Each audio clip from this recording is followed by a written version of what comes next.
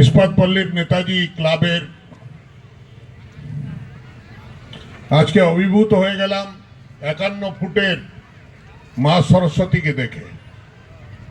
ছোটবেলা থেকে স্কুলে, কলেজে, ইউনিভার্সিটিতে ছোট প্রতিমা, একটু বড় প্রতিমা দেখেছিলাম, কিন্তু 51 ফিটের প্রতিমা দেখে আমার একটু আশ্চর্যও লাগলো।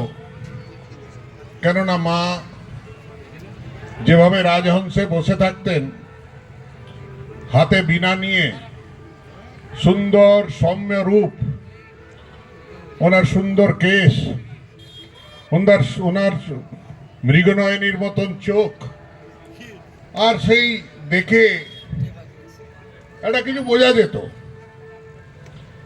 আমার ভাই গান গাইতে চাইছিল আর গান গাওয়া আরম্ভ করেছিল। মা সরস্বতীর কৃপা আছে তার বাণীতে, তাইও গান গায়। তাই একবার লতা মঙ্গেশকর বলেছিলেন, মা সরস্বতী শুধু পিএইচডি ডিগ্রির জন্য দেন না, মা সরস্বতী গান করার জন্য সুন্দর সুর দেন। বাদ্য বাজাবার জন্য, অর্থাৎ বীণা বাজাবার জন্য, সিতার বাজাবার জন্য, ভায়োলিন বাজাবার জন্য, ইভেন কি মাউথ অর্গান বানাবার জন্যও মা সরস্বতীর কৃপা হওয়া দরকার আছে। আমরা পশ্চিম বাংলায় একমাত্র রাজ্য আছে যেখানে মা সরস্বতীর প্রতিমার পুজো হয়, কিন্তু অন্য রাজ্যে এই বসন্ত পঞ্চমী বিভিন্ন নামে বিভিন্ন রূপে পালন করা হয়।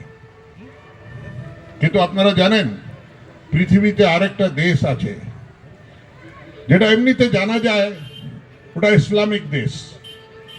তার নাম হচ্ছে ইন্দোনেশিয়া। ইন্দোনেশিয়াতে তাদের বিলিফ আছে যে মা সরস্বতী গডেস অফ নলেজ আছেন। তার জন্যে আপনাদের মধ্যে যদি কেউ ওয়াশিংটন যায়, বা ওয়াশিংটনে কোনো বন্ধু বান্ধব যদি থাকে, আত্মীয় স্বজন থাকে, তাদেরকে জিজ্ঞেস করবেন যে ওয়াশিংটন ডিসির বাইরে যে ইন্দোনেশিয়ার এম্বাসি আছে, তার বাইরে একটা বিশাল শ্বেত পাথরের বানানো মা সরস্বতীর প্রতিমা আছে।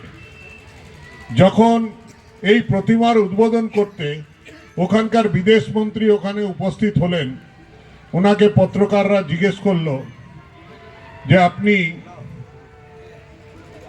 এটা ইসলামিক দেশ, আপনারা তো মূর্তি পূজা করেন না, তো আপনি যে মূর্তি পূজা করেন না, তো সেই মূর্তি পূজায় আপনারা এই মা সরস্বতীর প্রতিমা কেন লাগাচ্ছেন?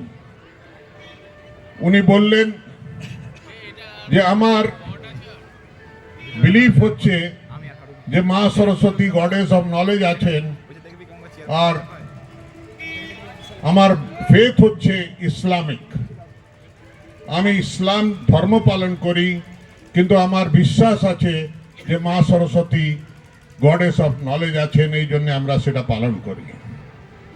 আপনারা আশ্চর্য হয়ে যাবেন, আমাদের দেশে তত রামলীলা হয় না যত রামলীলা দেখানো হয় ইন্দোনেশিয়াতে। আর তাদের আর্টিস্ট যারা আছে, তারা কেউ হিন্দু নয়, সনাতন নয়, তারা মুসলিম। তারা সেই পাঠ করে, তাদের মুখস্থ আছে রামায়ণের পাঠটা, তাদের মুখস্থ আছে গায়ত্রী মন্ত্রটা, তাদের মুখস্থ আছে সমস্ত জিনিসগুলো। কেন কি তাদের প্রথমে স্কুলে কলেজে পড়ানো হতো এটা, পরবর্তীকালে সেটা ইসলামিক স্টেট হয়ে যায়, সেটা বন্ধ হয়ে যায়, কিন্তু এখনো তারা পালন করে।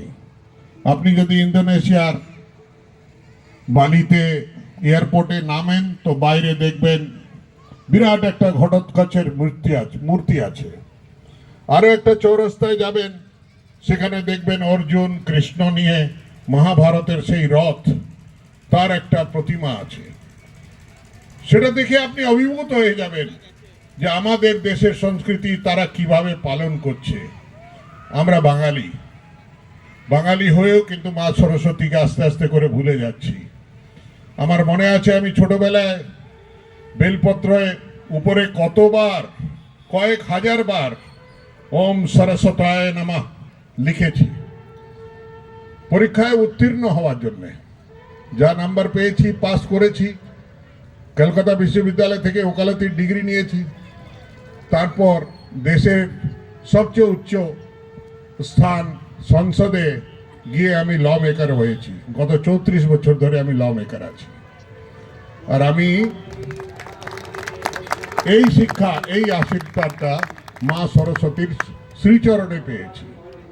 মা সরস্বতীর আরাধনা করা আমাদের পরম কর্তব্য, শুধু একদিনের জন্য নয়, রোজ নিত্য, প্রত্যেক দিন প্রত্যেক বাড়িতে একটা মা সরস্বতীর প্রতিমা না রাখতে পারলে একটা ছবি রাখা উচিত। আমাদের ছেলেমেয়েরা, আমাদের প্রেজেন্ট জেনারেশন অ্যান্ড ফিউচার জেনারেশনরা যাতে ওটা পালন করতে পারে, আরও সেটা চালাতে পারে, সেই জন্য চেষ্টা করা উচিত। এই বলে আমার বক্তব্য শেষ করব। উচ্চ মাধ্যমিক পরীক্ষা হতে চলেছে। অনেক মায়েরা তাদের ছেলে মেয়েদের জন্য আজকে প্রার্থনা করতে এসেছেন। তারা নিশ্চয়ই 51 ফুটের সেই মা সরস্বতীর প্রতিমার সামনে দাঁড়িয়ে প্রার্থনা করেছেন।